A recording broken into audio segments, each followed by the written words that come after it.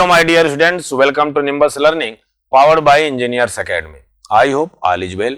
हम बात कर रहे हैं database management systems GATE and PSU के लिए most important topics decompositions of relations. इस टॉपिक्स में हम देखेंगे कि यह टॉपिक्स हमारे गेट एंड पीएसयू के लिए कितना इंपॉर्टेंट है और इससे जो सवाल्स जो है ना आपके पेपर्स में बहुत सारे generals her each and every year यहाँ से क्वेश्चंस आपको देखने को मिलते हैं। तो बात करेंगे डीकम्पोजिशंस ऑफ रिलेशंस को। यह डीकम्पोजिशंस ऑफ रिलेशंस सर पहला क्वेश्चन आपके दिमाग में बनेगा कि सर ये जरूरत ही क्यों पड़ा हमारे लिए। देखिए बात समझे, जब आप डेटाबेस क्रिएट करते हो ना, जब आप डेटाबेस को क्रिएट करते हो, डेटाबेस बनाते हो, तो आपका डेटाबेस में जब सेकेंडरी मेमोरी में अपना डेटा को स्टोर करने वाले होते हो तो आपका डेटाबेस में किसी भी तरह का कोई भी रिडंडेंसी नहीं होनी चाहिए। पहली बात, आप अपने डेटाबेस को सेकेंडरी मेमोरी में यदि आप स्टोर कर रहे हो तो स्टोर करने से पहले आपके डेटाबेस में किसी भी तरह का रिडंडेंसी नहीं होनी चाहिए। यदि आपके डेटाबेस में यदि कोई भी रिडंडेंसी है, जरा बात सुनिएगा, यदि आपके डेटाबेस में किसी भी तरह का, तो यदि मैं बोलूं यदि आपसे कि डीकम्पोजिशंस ऑफ रिलेशंस, जरा बात सुनना, जो हमारे पास डीकम्पोजिशंस ऑफ रिलेशंस होता है, डीकम्पोजिशंस ऑफ रिलेशंस की यदि मैं बात करूं, डीकम्पोजिशंस ऑफ रिलेशंस की बात करूं, यदि मैं आपसे डीकम्पोजिशंस ऑफ रिलेशंस की मैं बात करूं आपसे, तो ये हमारे लिए डीकम्पोजिशंस ऑफ रिलेशंस दो तरह का होता है। दो तरह का होता है, इस बात को समझना बड़े अच्छे तरीके से। यह दो तरह का क्या होता है कि आपका होता है लॉसलेस ज्वाइंट डीकम्पोजिशंस, जरा बात सुनना, और एक होता है डिपेंडेंसी प्रिजर्विंग। एक होता है आपके लिए लॉसलेस ज्वाइंट डीकम्पोजिशंस, लॉसलेस ज्वाइंट डीकम्पोजिशंस है ना, और एक आपके लिए होता है डिपेंडेंसी प्रिजर्विंग डीकम्पोजिशन।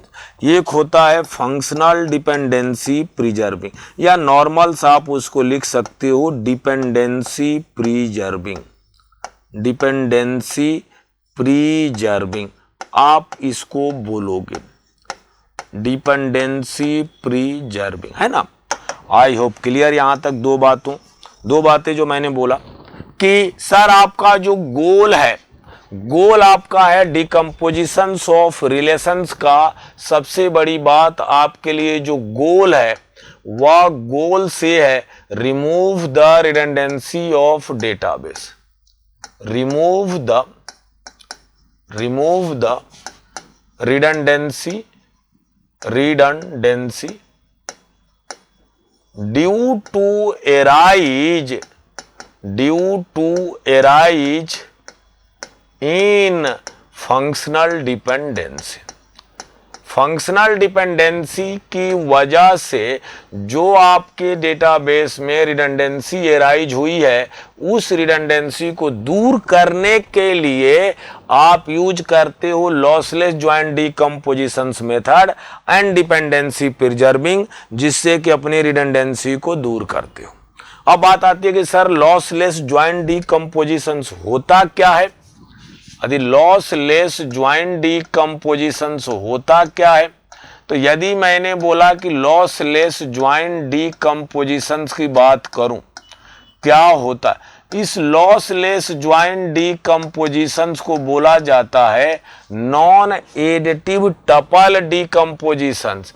इसको बोला जाता है नॉन एडिटिव टपल डीकम्पोजिशन। एक बात याद रखना, सच्चाई ये है कि यदि आपके लिए, यदि ये मान लीजिए कि यदि ओरिजिनल रिलेशंस है, यदि ये आपके लिए ये ओरिजिनल रिलेशंस है, जरा बात सुनना, कि ये स्टूडेंट नाम की टेबल्स है, ये स्टूडेंट नाम की टेबल्स है, और इस स्टूडेंट नाम की टेबल्स पर यदि मैंने बोला यस आईडी और यहाँ पर यदि मैंने बोला यस नेम और मैंने यहां पर बोला यस एज सर। जरा बात सुनो, इस पर जो भी फंक्शनल डिपेंडेंसी का सेट होगा, इस पर जो भी फंक्शनल डिपेंडेंसी का सेट होगा, तो इसमें यदि रिडंडेंसी आई होंगी तो इस रिडंडेंसी को दूर करने के लिए आपने रिलेशंस को ब्रेक किया, रिलेशंस को ब्रेक किया और आपने यहां पर बोला R1,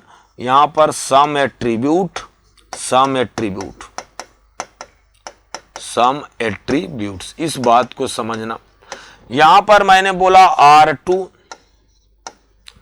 सम एट्रीब्यूट्स, सम एट्रीब्यूट्स, तो यदि मैंने बोला कि सम एट्रीब्यूट्स, इस बात को आप समझना, सम एट्रीब्यूट्स। तो जब यदि आपने इस रिलेशंस को डिकम्पोज किया और आपने R1 बनाया और इसके लिए आपने R2 बनाया, आपने इस पर ऑपरेशंस को परफॉर्म किया होगा कि सर मैंने इस पर ऑपरेशंस परफॉर्म किया। ऑपरेशंस परफॉर्म करने के बाद जब आपने इनको कंबाइंड किया तो जितने ओरिजिनल रिलेशंस में नंबर ऑफ टपल्स थे, कंबाइन करने के मेरे बाद भी मेरे लाल उतने ही टपल होने चाहिए, एक भी टपल बढ़ना नहीं चाहिए और एक भी टपल कम नहीं होना चाहिए। एक बात को अपने दिमाग में बैठा लो अच्छे से, यदि किसी भी रिलेशंस का लॉसलेस ज्वाइंट डिकम्पोजिशंस बना रहे हो, और लॉसलेस ज्वाइंट डिकम्पोजिशंस होना कंपलसरी पार्ट है, यदि आपने बनाया है, उसको क्रिएट किया है, तो आपका जो डिकम्पोज्ड रिलेशंस R1 और R2 हैं, यदि आप इनको अगेन रिकम्बाइन करोगे तो आपका ओरिजिनल रिलेशंस ही मिलना चाहिए। तो जरा बात समझिएगा। तो यदि आपने, हमने बोला कि यदि हमारे पास यदि R1 है, यदि यहाँ पर नेचुरल ज्वाइन यदि मैंने R2 किया, यहाँ पर ज्वाइन हमने R2-3 किया और यहाँ पर यदि हमने R4 किया, यदि इस डिकम्पोजिशंस को यदि आपने Rn तक डिकम्पोजिशंस किया है, तो ये सुपर सेट हो सकता है ओरिजिनल रिलेशंस R का, ये ओरिजिनल रिलेशंस R का सुपर सेट हो सकता। इनकी दो ही क्राइटेरिया बन सकती है। क्या वो दो क्राइटेरिया होगी? देखिए मैं लिख रहा हूं, ये यदि इसका आपने किया तो इसके लिए यदि आपने R का यदि ब्रेक किया, तो ब्रेक करने का मतलब है कि R1 join R2 join R3 join R4 join आपके पास Rn है, तो इसको नेचुरल ज्वाइन हम बोलेंगे। इसको मैंने नेचुरल ज्वाइन बोल रखा हूं, लेकिन हाँ, नेचुरल ज्वाइन के लिए यदि मैंने आपसे बोला कि R1, जरा बात सुनना, यदि मैंने इसको बोला R1 नेचुरल ज्वाइन, सर इसको मैंने नेचुरल ज्वाइन बोल रखा हूं R2, एक्चुअली आपके पास ये होता है R1 मल्टीप्लाई R2 मेरे लाल, selections of common attribute, then आपका यहां पर मेरे लाल होगा प्रोजेक्शंस, देन आपका यहां पर होगा प्रोजेक्शंस, है ना। ये प्रोजेक्शंस आप बेसिक देखो, ये यदि लिखा हूं तो इसका मतलब कि ये ऑपरेशंस में करना चाह रहा हूं, तो आपका यह बनेगा कि R1 equal to R1 join R2 बोल सकते हो, और ज्वाइन जो है आप यहां पर Rn बोल सकते हो। आपकी ये लाइन होगी, बस इतनी सी बात को समझना। आपने R1 equal to R1 join R2 join Rn बोल सकते हो। इसको हम बोलते हैं लॉसलेस ज्वाइन डिकम्पोजिशंस, इसको हम बोलते हैं लॉसलेस ज्वाइन डिकम्पोजिशंस, लॉसलेस ज्वाइन डिकम्पोजिशंस। इस बात को समझना कि हम इसको बोलेंगे कि ये मेरे लिए लॉसलेस ज्वाइन डिकम्पोजिशंस है। पहली बात, इस बात को समझ। यदि आपने यहां पर R इज ए, मैं बोलूं कि R is a subset of R1 join R2, और आपने इसके लिए लिखा R ऑफ n, तो मैं इसके लिए बोलूंगा लॉसी डिकम्पोजिशंस, इसको मैं बोलूंगा लॉसी डिकम्पोजिशंस, लॉसी डीकम्पोजिशन। नाम पर मेरे लाल मत जाना, नाम से एक गलतफहमी मत बना लेना कि आपका जो टपल्स है वो लॉस्ट हुआ है। नहीं नहीं, आपका टपल्स आपको एक्स्ट्रा मिलेगा, आपका टपल्स आपको एक्स्ट्रा मिलेगा। इसीलिए इसको बोला जाता है नॉन एडिटिव टपल, इसीलिए इसको बोला जाता है नॉन एडिटिव टपल, इसीलिए इसको बोला जाता है नॉन एडिटिव टपल्स, इसीलिए इसको बोला जाता है नॉन एडिटिव टपल्स। इस बात को आप याद रखना। और यहां पर इसको बोला जाता है एडिटिव, एडिटिव, इसको बोला जाता है एडिटिव डीकम्पोजिशन। एडिटिव टपल्स मतलब आपको टपल्स यहां पर बढ़ जाएगा, बढ़ जाएगा। लेकिन हमारे डेटाबेस में डीकम्पोजिशंस ऑलवेज कैसा रखना होगा, ऑलवेज डीकम्पोजिशंस हमें लॉसलेस ज्वाइंट डीकम्पोजिशंस रखना होगा मेरे लाल, इस बात को आप याद रखना। अब आते हैं, अब यहां पर क्वेश्चंस होता है how to check, how to check, how to check any decomposed relations, any decomposed relations, decomposed relations, lossless relations, lossless या लॉसी। ये कैसे चेक करोगे कि कोई भी रिलेशंस आपका लॉसलेस है या लॉसी है सर? कोई भी डीकम्पोजिशन आपका लॉसलेस है या लॉसी है, इसको चेक करने का तरीका, तो चेक करने का तरीका ये है कि आपके पास सपोज आपके पास यदि एक रिलेशंस, ओरिजिनल जो रिलेशंस है, सपोज आपके पास जो original relations are A1, A2, A3 से लेके सर आपका AN है। जब आप इसको डिकम्पोज करोगे तो आपको डिकम्पोज करने के बाद रिलेशंस का, आपने कुछ ज़्यादा नहीं, हमने कहा कि मैंने 3 रिलेशंस में इनको डिकम्पोज किया। जैसे हमने कहा कि इनको हमने 3 रिलेशंस में डिकम्पोज किया, और 3 रिलेशंस में डिकम्पोज बोलने का मतलब है कि आपका R1 होगा, R1 होगा और R2 होगा और आपने R3 होगा। जब R1 होगा, R2 होगा, R3 होगा तो यहां भी आपके पास सम एट्रीब्यूट होंगे, यहां भी आपके पास सम एट्रीब्यूट होगा। जब आपको यहां पर सम एट्रीब्यूट्स मिलेगा और आपको यहां पर भी सम एट्रीब्यूट्स मिल जाएंगे, सम एट्रीब्यूट्स, जब आपको यहां पर सम एट्रीब्यूट्स मिला और आपको यहां भी सम एट्रीब्यूट्स मिलेंगे, जरा बात सुनिएगा, यहां पर भी आपको सम एट्रीब्यूट्स मिलेंगे, इस बात को आप समझना, सम attributes.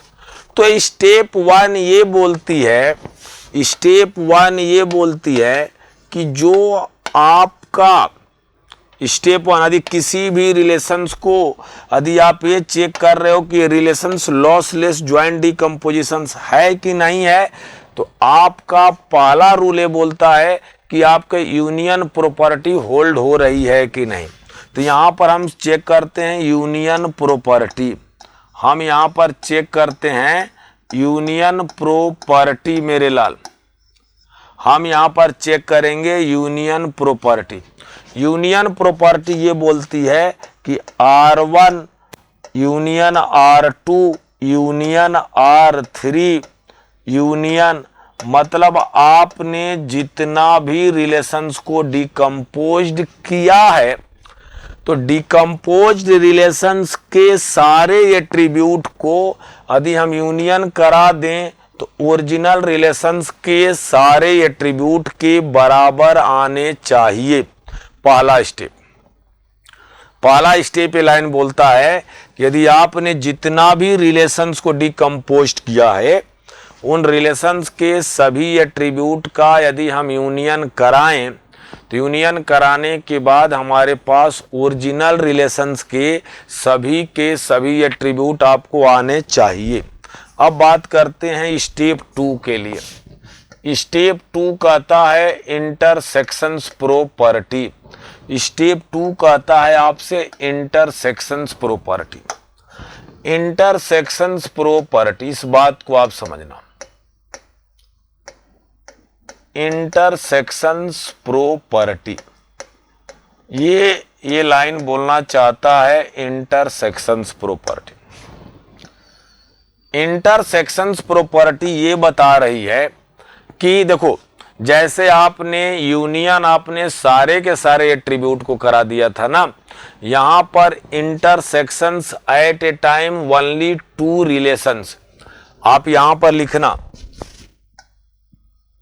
Intersections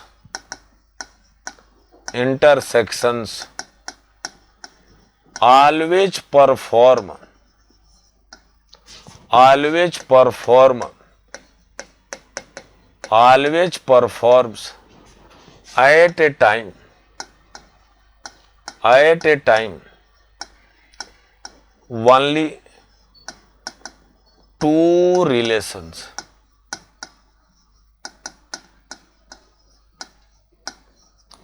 at a time 2 relations.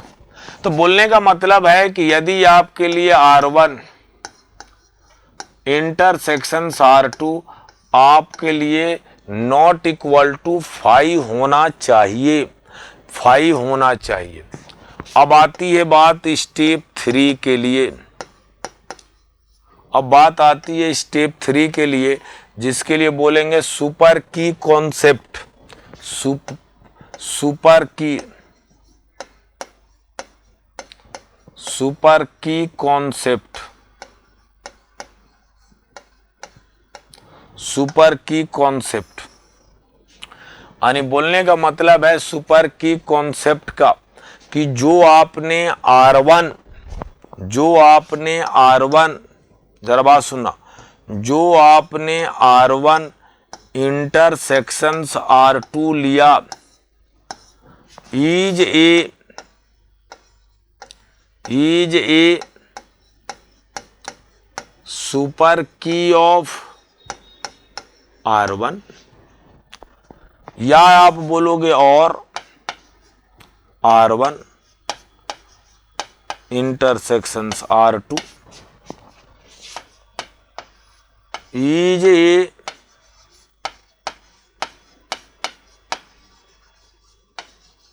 Super key of R2, या आप बोलोगे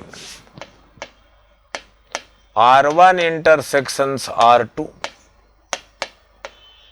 is a super key both R1 and R2। Sir, जो मैंने यहां पर लिखा है ये जो सुपर की कॉन्सेप्ट, या जरूरी नहीं है कि तीनों का तीनों ही होल्ड हो, कोई एक भी होल्ड हो सकता है, कोई एक भी होल्ड हो सकता है, 1 2 और यहां पर 3, तीनों में कोई भी एक होल्ड हो जाएगा तो मैं बोल दूंगा कि हमारी क्राइटेरिया सेटिस्फाइड है। पहली बात तो समझना कि हमारी क्राइटेरिया जो है वो सेटिस्फाइड है। बात समझ में आया? और सुनिए सर, यदि आपसे इसके प्रोसीजर्स क्या होते हैं, प्रोसीजर जरा बात समझना, प्रोसीजर की मैं बात करूं चेक करने का, यदि प्रोसीजर्स ये है कि मान लो सपोज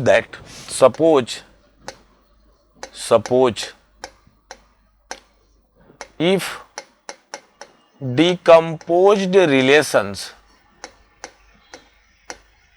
इफ डिकम्पोज्ड रिलेशंस, यदि आपके लिए R1, R2, R3, R4 है। हमारे पास डिकम्पोज्ड रिलेशंस हमारे पास 4 हैं, R1, R2, R3 and R4।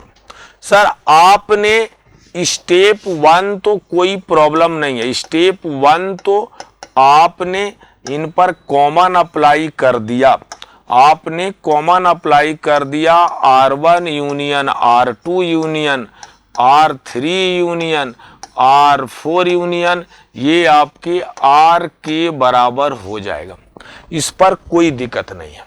Union आप एक साथ कर सकते हो, यूनियन आप एक साथ कर सकते हो। बट सर स्टेप 2 की मैं बात करूं यदि आपसे, तो स्टेप 2 में आप केवल और केवल 2 ही रिलेशंस को एट ए टाइम करोगे। सर क्या मैं R1 R2 का करूं, R3 R4 का करूं, R2 R3 करूं या R3 R4 करूं? सर जरा बात सुनना। अब यहां पर जो इंटरसेक्शंस है वह चांस आपके लिए बनेगा 4C2, चांस बनेगा number of way to select the 2 relations at a time, number of way at a time 2 relations are select, तो आपके लिए बन जाएगा 4C2। तो 4C2 का मतलब है कि 4:3 बाई सर 2:1, ये कैंसिल हुआ, आपको मिलेगा सर 6 पॉसिबिलिटी है। कैसे 6 पॉसिबिलिटी है? आप R1 R2 एक साथ कर सकते हो इंटरसेक्शन, आप R1 R3 एक साथ कर सकते हो, आप R1 R4 एक साथ कर सकते हो, आप R2 R3 एक साथ कर सकते हो, आप R2 R4 एक साथ कर सकते हो, फिर आप R3 R4 एक साथ कर सकते हो। ये 6 पॉसिबिलिटी बनेंगी आपको। सुनना बात को, सर 6 पॉसिबिलिटी में पहले मैं किसको चेक करूंगा? तो रूल याद रखना, उन केस को पहले टेस्ट करोगे, उन केस को पहले चेक करोगे जो आपको लॉसलेस ज्वाइंट डिकम्पोजिशंस दे रहा होगा। सर एक डाउट आपके साथ मेरा ये बन रहा है कि सर ये 6 केस में कोई भी नहीं मुझे लॉसलेस ज्वाइंट डिकम्पोजिशंस दे रहा है, कोई भी मुझे लॉसलेस ज्वाइंट डिकम्पोजिशंस नहीं दे रहा है सर, तो आप सिंपल सा लाइन बोल के निकल जाओगे कि आपका डिकम्पोज्ड रिलेशंस आपका लॉसलेस ज्वाइंट नहीं है।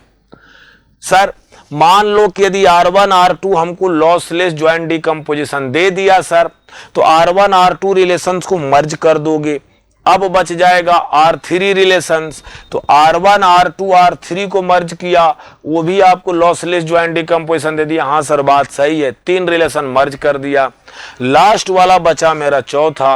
अब चौथे को जब मर्ज किया, वो डिकम्पोज रिलेशन यदि हमको लॉसी दे देगा, तो मैं फाइनली बोलूंगा ओवरऑल रिलेशंस कि हमारा ओवरऑल रिलेशंस हमारा लॉसी डिकम्पोजिशन है। वो हमारा रिलेशंस कैसा है? लॉसी डिकम्पोजिशंस है। तो सारांश मैं दूं, इसका समरी दूं कि जब भी रिलेशंस को कंबाइंड किया जाता है तो कंबाइंड आप लॉसलेस ज्वाइन के बेसिस पर करते करते जाओगे और फाइनल बिहेवियर रिजल्ट तब बोलोगे जब फाइनल रिलेशंस यदि लॉसी होगा तो लॉसी बोलेंगे, यदि फाइनल रिलेशंस मतलब जो कंबाइन होने के बाद जो आ रहा होगा यदि लॉसलेस ज्वाइन होगा तो लॉसलेस ज्वाइन बोलेंगे। Means you are combining on the relations on the basis of the lossless joint decompositions way। आप अदर वे में नहीं जाओगे, लॉसलेस ज्वाइंट डिकम्पोजिशन के साथ ही जुड़ते चले जाओगे। आई होप क्लियर, आपने इस टॉपिक को डिकम्पोजिशंस ऑफ रिलेशंस के लॉसलेस ज्वाइंट डिकम्पोजिशंस को आपने बेहतरीन तरीके से एंजॉय किया। अब बात करते हैं हम इनके जो नेक्स्ट पार्ट है जिसको आप बोलते हो डिपेंडेंसी प्रिजर्विंग।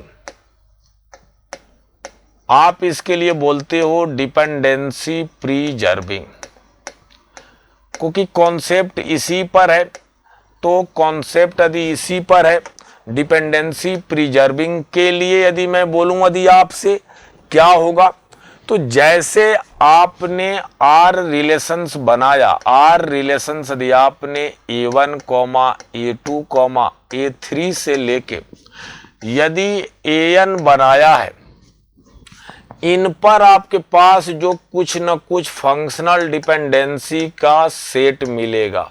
आप यहां पर लिख सकते हो सेट ऑफ फंक्शनल डिपेंडेंसी। क्या लिखोगे आप यहां पर? आप यहां पर लिखोगे सेट ऑफ फंक्शनल डिपेंडेंसी। पहली बात तो समझो, जो ही इस रिलेशंस को आपने किया डिकम्पोज, जो ही यदि आपने इस रिलेशंस को किया डिकम्पोज, और डिकम्पोज करने के बाद आपने कहा R1 और आपने कहा सर R2, आपने कहा R1 और आपने कहा सर इसका होगा R2, यानी आपका यहां पर भी सम ऑफ एट्रीब्यूट आएगा, यहां पर भी आपके लिए आएगा सम ऑफ एट्रीब्यूट्स। जब आपको यहां पर सम ऑफ एट्रीब्यूट्स आएगा और आपको यहां भी आएगा सम ऑफ एट्रीब्यूट, जरा बात सुनिएगा, सम ऑफ एट्रीब्यूट्स। यदि यहां पर सम ऑफ एट्रीब्यूट्स और यहां पर सम ऑफ एट्रीब्यूट्स, तो सर इन सम ऑफ एट्रीब्यूट के बिहाव पर आपको सेट ऑफ फंक्शनल डिपेंडेंसी मिलेंगी, आपको यहां पर मिलेंगी सेट ऑफ फंक्शनल डिपेंडेंसी। जरा बात सुनिएगा सर, यहां पर भी आपको मिलेंगी सेट ऑफ फंक्शनल डिपेंडेंसी, आपको यहां पर भी मिलेंगी सेट ऑफ फंक्शनल डिपेंडेंसी। इस सेट ऑफ फंक्शनल डिपेंडेंसी को मैंने बोल दिया F1, सर मैंने इनको बोला F1। यहां पर भी सेट ऑफ फंक्शनल डिपेंडेंसी को मैंने बोला F2, set of functional dependency को मैंने बोला F2, set of functional dependency को मैंने बोला F2। इस बात को आप समझना, ये समझने वाली बात है कि मैंने इस set of functional dependency F1 बोला, set of functional dependency F2 बोला। जरा बात समझना, तो डिपेंडेंसी प्रिजर्विंग बोलने का मतलब ये होता है according to dependency preserving, according to dependency preserving. इस बात को आप समझना कि जो ही according to dependency preserving word मैं बोलूं, डिपेंडेंसी प्रिजर्विंग, जरा बात सुनो, अकॉर्डिंग टू डिपेंडेंसी प्रिजर्विंग की बात मैं करूं, तो यदि मैं इसकी बात करूं तो इसका मतलब ये लाइन यदि मैं बोलूं कि F1 equal to F1 union F2, simple सा इस तरह से बोलने का मतलब ये है सर कि F1 F का closure equal to F1 union F2 का क्लोजर, ये क्लोजर, जरा बात समझो, ये क्लोजर। तो ये तो यहां पर हुआ ना, ये तो यहां पर हुआ ना। तो जनरल रूल की मैं बात करूं, जनरल रूल की मैं बात करूं तो जनरल रूल कहता है F1 union F2 union F3 union यदि F ऑफ n का मैं क्लोजर्स की मैं बात करूं, क्लोजर्स की बात करूं, तो ये क्लोजर्स आपका सबसेट होगा F का क्लोजर, आपका F का क्लोजर। मतलब जो भी आपके पास ओरिजिनल फंक्शनल डिपेंडेंसी का क्लोजर्स और डिकम्पोज रिलेशंस के फंक्शनल डिपेंडेंसी का क्लोजर्स है, रिलेशनशिप आपका होता है। देखो आपका सबसेट का रिश्ता होता है। देखो तो इसके दो पार्ट होंगे ना, आपका तो दो पार्ट होगा। क्या होगा दो पार्ट? सुनिएगा, आपका F1 union F2 union F3 union यदि मैंने यहां पर Fn का क्लोजर मैंने बोला और यहां पर मैंने बोला कि F का क्लोजर सर, जरा F का क्लोजर्स बोला, इस बात को मैंने यहां पर बोला, तो मैं इसको बोलूंगा फंक्शनल डिपेंडेंसी प्रिजर्विंग। तो मैं इसको बोलूंगा फंक्शनल डिपेंडेंसी प्रिजर्विंग, तो मैं इसको बोलूंगा functional dependency preserving functional dependency preserving dependency preserving functional dependency preserving. इस बात को समझो, मेरा यहां पर है फंक्शनल डिपेंडेंसी प्रिजर्विंग होल्ड होगा। अब बात आती है कि यहां पर आपके लिए हो सकता है F1 यूनियन F2 यूनियन आपका F ऑफ n का closure is a subset of F का क्लोजर, तो आप इसको बोलोगे नॉट ये फंक्शनल डिपेंडेंसी प्रिजर्विंग, नॉट ये functional dependency preserving, not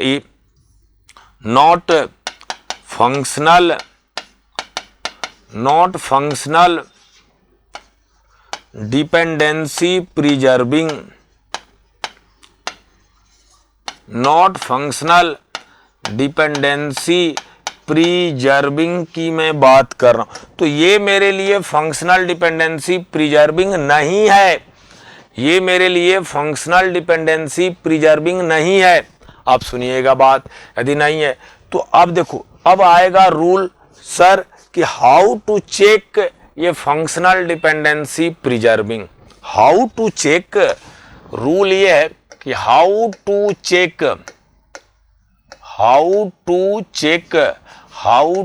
check functional dependency preserving, functional dependency preserving,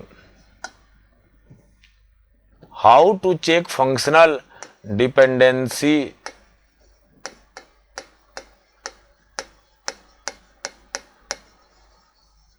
preserving.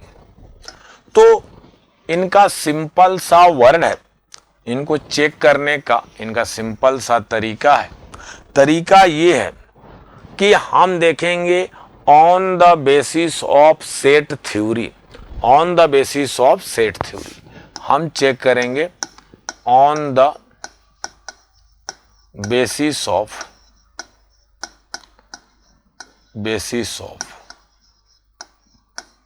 Set theory के बिहाव पर हम इसको चेक करेंगे on the basis of set theory.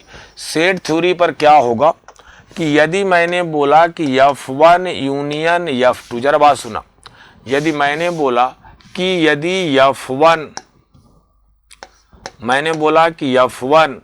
Union F2 union यदि Fn, यदि भी मैंने बोला और इक्वल टू मैंने बोला कि यहाँ पर हमारे लिए F है, अर्थात ये यदि ये मैंने बोला कि यदि ये मेरे लिए F है, F अर्थात यहाँ के लिए यदि मैं बोलूं कि F1 union F2 union F of n,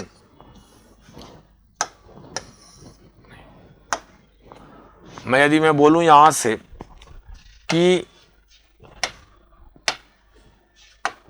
F1 union F2 union F3 union F of n equal to यदि मैंने बोला कि F है, तो बाई इम्प्लीकेशंस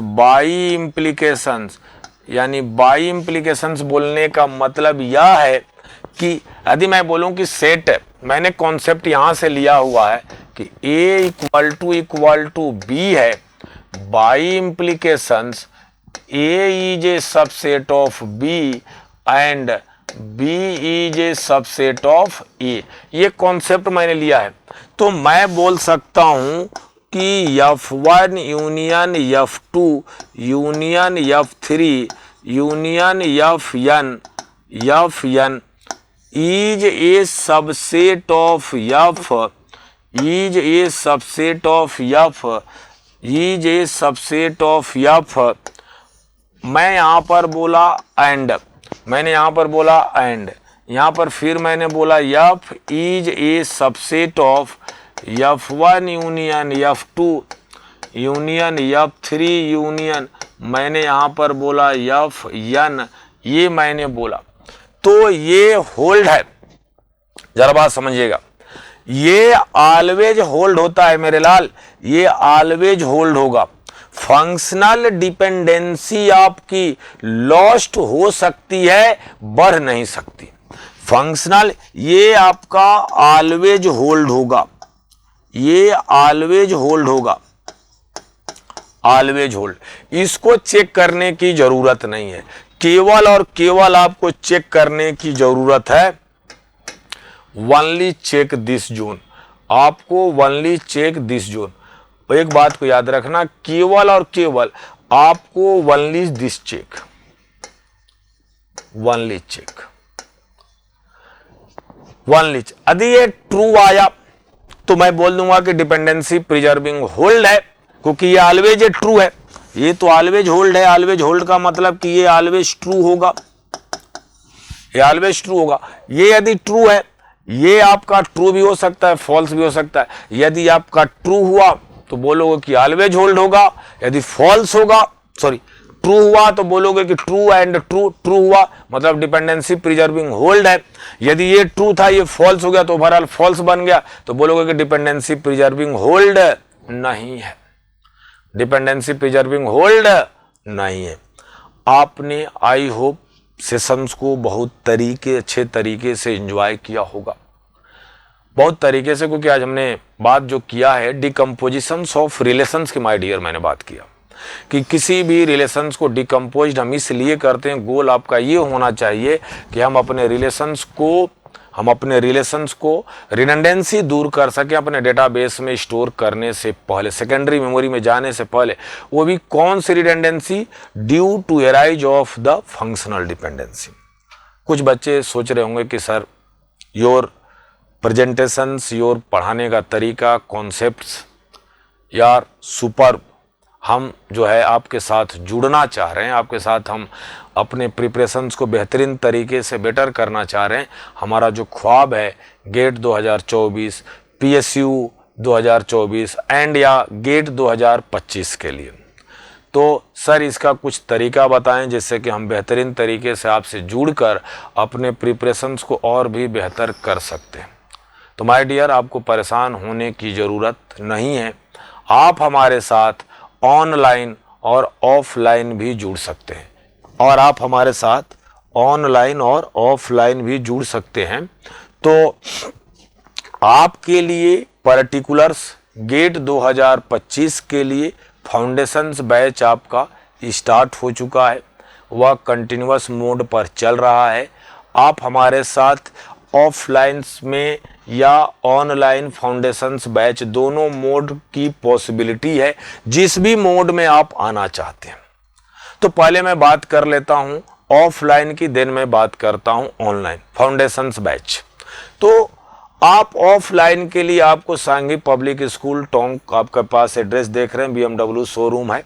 आपको यदि किसी भी तरह का कोई भी डाउट है, आप इस पर भी आप बात करके अपने बैच को आप ज्वाइन कर सकते हैं, क्योंकि बैच जो है आपका ये रनिंग मोड पर चल रहा है। तो आप डिले मत करें, आप अपने चाहते हैं कि नहीं मैं इसको बेहतर तरीके से करना है, तो आप बैच जो है आप आकर ऑफलाइन आप ज्वाइन कर सकते हैं। हाँ, कुछ बच्चे जो होंगे बहुत दूर के भी होंगे, आउट ऑफ स्टेट, वो ऑनलाइन ही आना चाहते हैं। तो आपको ऑनलाइन के लिए आपको गूगल प्ले स्टोर से जाके आपको पास निम्बस लर्निंग का आपको ऐप इंस्टॉल करना होगा। सर ठीक है, मैंने ऐप तो इंस्टॉल भी कर लिया, ऐप भी इंस्टॉल कर लिया। सर ठीक है, आप ऑनलाइन बैच आप मुझे बोल रहे हो, इसमें आप मुझे क्या बेनिफिट देने वाले हो, क्या करने वाले हो जिससे कि मैं आपके साथ में ज्वाइन हूँ? तो मैं बताता हूँ।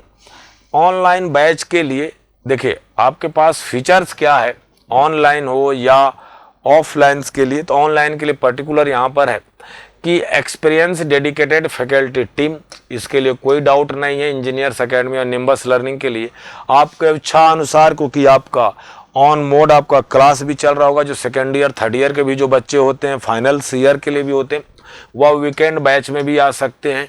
1000 से लेके 1200 आवर्स का लाइव क्लास। ये लाइव क्लास का मतलब ये होता है आप दूर रहने के बाद भी आप दूर रहने के बाद भी आप हमारे साथ जो ऑफलाइन क्लास में जो क्लासेस चल रही होती हैं वो आपके बाईलिंगुअल की तरह आपका ऑफलाइन और ऑनलाइन दोनों चल रही होती है। मतलब दूर होने के बाद भी आप मुझसे ऑन द क्लास के अंदर लाइव अपने डाउट पूछ सकते हैं, सारी बातें। सेकेंड बात, online batch exclusive live from the classroom, जैसा मैंने आपसे बोला। Free GATE 2025 online test series ये फीचर्स है। सब्जेक्ट वाइड टेस्ट बोलने का मतलब है कि यदि मैंने कोई भी एक सब्जेक्ट यदि सपोज मैं स्टार्ट किया, मैंने पढ़ाया, जैसे डिस्क्रीट मैथ स्टार्ट किया, तो डिस्क्रीट मैथ स्टार्ट करने के बाद यदि मैंने उसको कंप्लीट किया आफ्टर 60, 65, 80, 90 आवर्स के बाद, तो एक सब्जेक्ट कंप्लीट होना और दूसरे सब्जेक्ट स्टार्ट होने के बीच में आपका एक टेस्ट होगा। वह उसी बात की मैं बात कर रहा हूं कि subject wise test after completion of every subject. और बात आती है जो सबसे आपके प्रिपरेशंस के लिए हर बच्चा चाहता है कि सर हमें क्या मेंटरशिप मिलेगा। मेंटरशिप है जो बोलने का मतलब ये मैं बोल रहा हूं कि क्या आप यदि कोई भी बात यदि पढ़ रहे हो, रिवाइज कर रहे हो, नोट्स यदि सॉल्व कर रहे हो, क्वेश्चंस रिवाइज कर रहे हो, आपको किसी भी तरह का कोई डाउट आ गया, तो डाउट आ गया तो आपके लिए रियल टाइम में रिजॉल्व होना चाहिए। तो इंजीनियर्स एकेडमी निम्बस लर्निंग ने आपके लिए एक डेडिकेटेड एक्सपर्ट आपके लिए, आप किसी भी समय पर आप अपने क्वेश्चंस को पुट अप करोगे, आपको सॉल्यूशंस मिलेगा। इसके लिए इंजीनियर्स कंप्यूटर, जो इंजीनियर्स एकेडमी कंप्यूटर के नाम से टेलीग्राम ग्रुप है, उस टेलीग्राम ग्रुप पे आपको ज्वाइन करा दिया जाएगा, बता दिया जाएगा आप इसको ज्वाइन हो जाओ। ज्वाइन हो जाने के बाद आपको इसलिए बोला जाता है कि उस पर आपके लिए जो डेली बेसिस पर मोस्ट इम्पोर्टेंट क्वेश्चंस, आपके डाउट सेशंस, जो भी सारी चीज़ें होती हैं वो सारी चीज़ें पोस्ट की जाती हैं। आप अपने क्वेरी को वहाँ पर पुटअप कर सकते हो। सेकेंड बात, आपकी क्वेरी रियल टाइम में रिजॉल्व भी की जाती हैं और सारी बातें वहाँ पर अपने, क्योंकि ग्रुप एक बहुत बड़ा ग्रुप बना हुआ है वो टेलीग्राम ग्रुप का, वहाँ पर सारे बच्चे CS के हैं, अपने क्वेश्चंस को पुटअप करते हैं, क्वेश्चंस को सॉल्व करते हैं। तो फॉर ए डेडिकेटेड है।